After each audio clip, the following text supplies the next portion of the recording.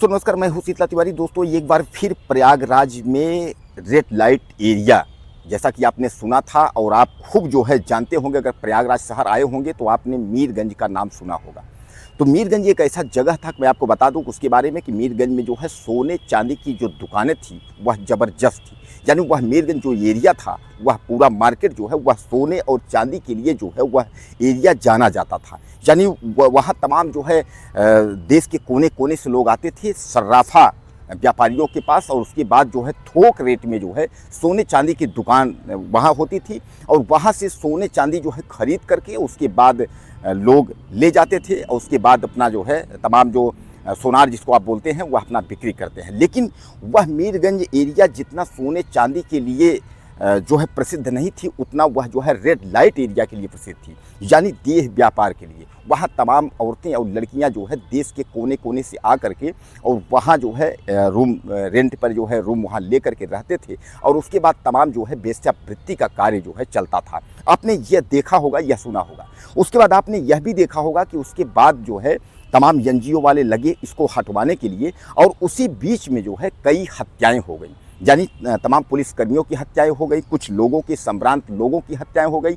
और दिन डूबने के बाद ऐसा कोई व्यक्ति नहीं था, यानी तमाम शोहरत कमाने वाले, तमाम पैसे वाले, जो कि वहाँ जो है रंगलिनियाँ मनाने जो है वेश्याओं के पास न जाता हो। हर व्यक्ति जो है वहाँ पहुँचता था। यानी देश के कोने कोने में, जब कोई प्रयागराज, उस समय इलाहाबाद नाम हुआ करता था, इलाहाबाद में जब कोई वहाँ पहुँचता था तो ज़रूर वहाँ पहुँचता था, और उसको देखने के लिए वहाँ दिन भर जो है लाइन लगी रहती थी। जैसा मैं आपको बताया कि देश के एक छोर से नहीं, देश के कोने कोने से महिलाएं और लड़कियां वहाँ पहुँचती थी। अब कुल मिलाकर के उसी बारे में जो आज हम जिक्र कर रहे हैं, जिसको आप सुनेंगे तो आपके जो है होश उड़ जाएंगे। यानी कहने का तात्पर्य आपके जो है दिमाग में आएगा कि क्या प्रयागराज, यानी इलाहाबाद से नाम प्रयागराज बदल गया, तो क्या प्रयागराज सचमुच में बदल गया, या प्रयागराज जो है उसी तरह आज भी प्रयागराज है। तो अब आपके दिमाग में था कि तमाम एनजीओ के माध्यम से उस जो रेड लाइट एरिया, जो देह व्यापार का जो अड्डा था, उसको तो हटा दिया गया।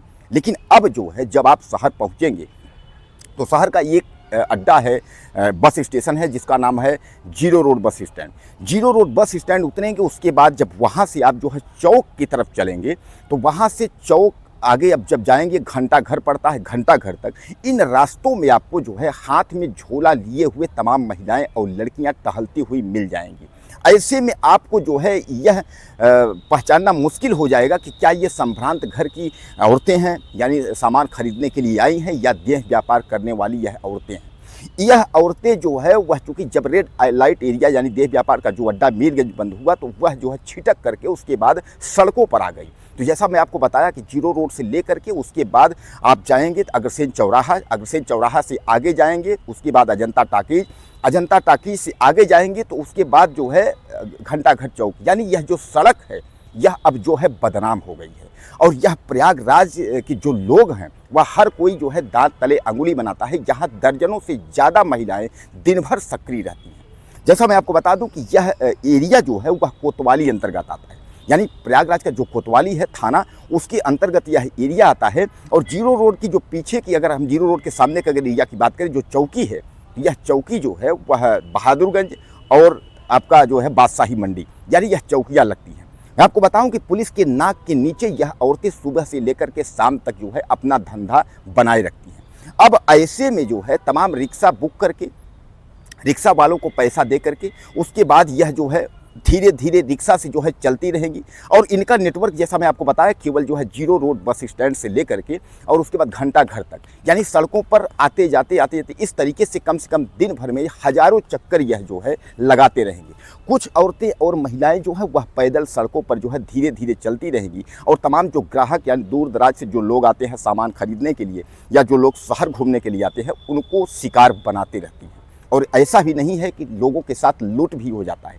हालांकि इन औरतों के बारे में एक हमारे पत्रकार ने जब स्टिंग ऑपरेशन किया था, इसकी जब जानकारी ली थी, तो उसको उन्होंने बताया था कि हम लोग 300 से लेकर के 500 रुपये तक का चार्ज करते हैं, उसके बाद 1000, 2000, 3000 का चार्ज करते हैं। जबकि सच्चाई ये है कि अगर एक बार आप अगर इस जाल में फंस गए और आप अगर उनके अड्डे तक पहुँच गए, तो फिर आपके पास जो कुछ भी है लूटना तय है। क्योंकि भले न फिर वो वेश्यावृत्ति करने वाली महिलाएं 2 से 4 दिन दिखें, लेकिन एक बार आपके साथ डकैती करना तय है, यानी आप लुट जाएंगे। इस तरीके की घटनाएं एक बार नहीं कई बार घटनाएं हो गई हैं, इसलिए आपको जो है सतर्क रहना होगा। दोस्तों, काफ़ी तकलीफ ये होती है कि जब प्रयागराज हमारा इतना स्वच्छ और सुंदर सिटी बन गया, तो तमाम जब रेड लाइट देह व्यापार का जो मीरगंज अड्डा जब बंद हुआ, उसके बाद जो है जो महिलाएं और औरतें हैं वह छिटक कर सड़कों पर आ गई। अब ऐसे में जो है देश और प्रदेश के कोने कोने से या ज़िले के कोने से कोई हॉस्पिटल आ रहा है, कोई सामान खरीदने आता है। जैसा कि आप जानते हैं कि चौक जो एरिया है वह बहुत सामान खरीदने के लिए या कपड़े के लिए या तमाम जो है चीज़ों के लिए काफ़ी प्रसिद्ध है।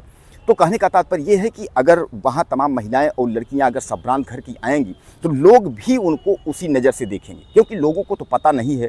जैसा तमाम वह ये आपका अजंता एरिया और जी रोड एरिया जो बदनाम जिस तरीके से है, तो लोगों को कुछ पता नहीं है कि इस तरीके से है।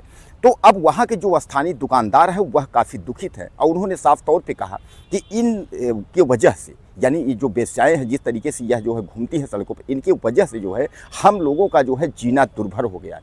तमाम दुकानदार जो रोड पर लगाने वाले ठेला ट्राली वाले जो सामान बेचने वाले, वह इस तरीके अपनी पीड़ा जो है दुख व्यक्त करते हैं कि पुलिस ने कई बार इनको हटाने की कोशिश की और जब पुलिस आती है तो यह गायब हो जाएंगे। पुलिस के जाने के बाद तुरंत जो है यह सड़कों पर सक्रिय हो जाती है। कुल मिलाकर मैं आपको बता दूं, इसकी सूचना जो है कोतवाली प्रयागराज को दी जा चुकी है, लेकिन कोतवाली प्रयागराज के नाक के नीचे इस तरीके का जो है देह व्यापार का धंधा जो है जोरों से चल रहा है, फल फूल रहा है। लेकिन प्रयागराज कोतवाली की जो पुलिस वाले हैं कान में तेल डाल करके वो बैठे हुए हैं। हालांकि मैं आपको बता दूं कि इसके लिए कई खबरें चलाई गई हैं, कई सोशल मीडिया, प्रिंट मीडिया और पेपर वाले बहुत खबरों को लिखा है, लेकिन पुलिस के नाक के नीचे जो जिस तरीके से ये प्रवृत्ति चल रही है, जिस तरीके से यह अड्डा चल रहा है, तो कहने का तात्पर्य ये है कि क्या प्रयागराज का इससे इमेज होगा या प्रयागराज जो है इससे प्रयागराज की सुंदर छवि होगी या प्रयागराज बदनाम होगा। दोस्तों, आपको याद होगा कि 2025 में महाकुंभ विश्व का सबसे बड़ा मेले का आयोजन हुआ था प्रयागराज में और देश ही नहीं दुनिया के कोने कोने से लोग यहाँ आए थे माँ गंगा में डुबकी लगाने के लिए। जैसा कि आप जानते हैं कि पूरा आंकड़ा अगर हम बात करें तो वह जो है आपसे 40 से 44 करोड़ से ज़्यादा लोग जो है प्रयागराज में आए थे, उसके बाद यहाँ माँ गंगा में डुबकी लगाए थे।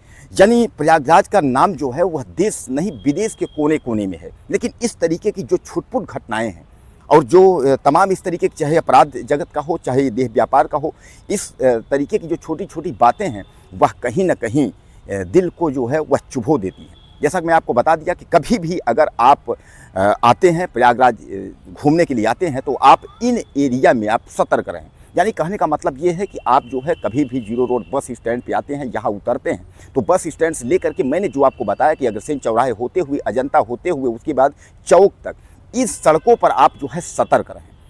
क्योंकि अगर आपने थोड़ी भी चूक की और आप अगर गलतफहमी में फंसे तो आपके साथ लूट होना तय है। और उसके बाद जो है यहाँ के जो पुलिस अधिकारी हैं या यहाँ के जो चौकी के लोग हैं, यहाँ के जो भी सामाजिक कार्यकर्ता हैं, वह आपकी मदद नहीं कर पाएंगे। क्योंकि इन खबरों को एक बार नहीं, खबरों को कई बार चलाया गया है और कई बार पुलिस के द्वारा इन वेश्याओं को भगाया गया है, लेकिन यह देह व्यापार करने वाली लड़कियां और महिलाएं वापस फिर सड़कों पर आ जाती हैं। दोस्तों, आपको क्या कहना है प्रयागराज के बारे में मेरा दीजिएगा और इस मामले में क्या होना चाहिए यह भी लिखिएगा। चैनल को सब्सक्राइब करें, वीडियो में फिर मिलते हैं।